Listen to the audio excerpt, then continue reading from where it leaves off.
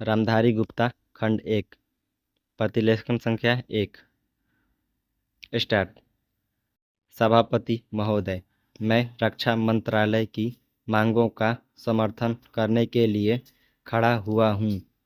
वर्तमान घटनाओं से पता चलता है कि संसार का हर देश अपनी सुरक्षा के बारे में चिंतित है और उसके लिए हर प्रयत्न कर रहा है।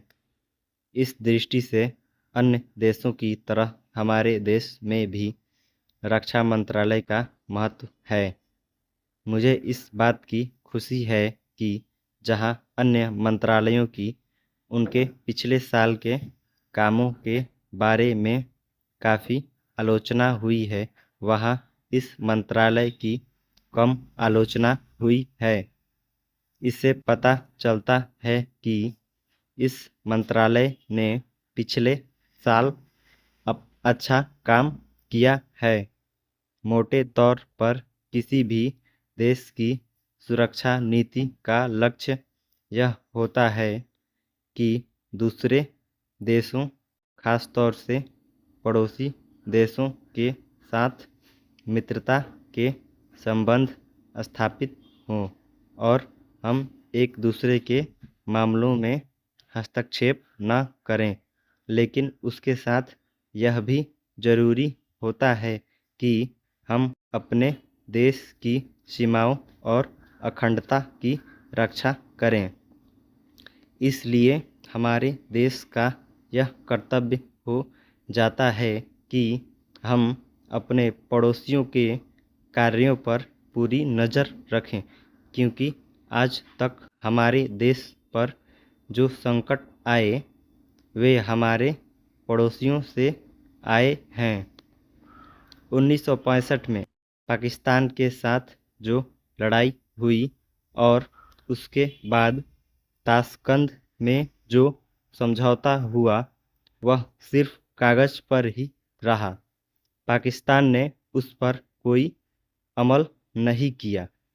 इस दृष्टि से बहुत ज़रूरी है कि हम अपने देश की सुरक्षा की हर तरह से व्यवस्था करें।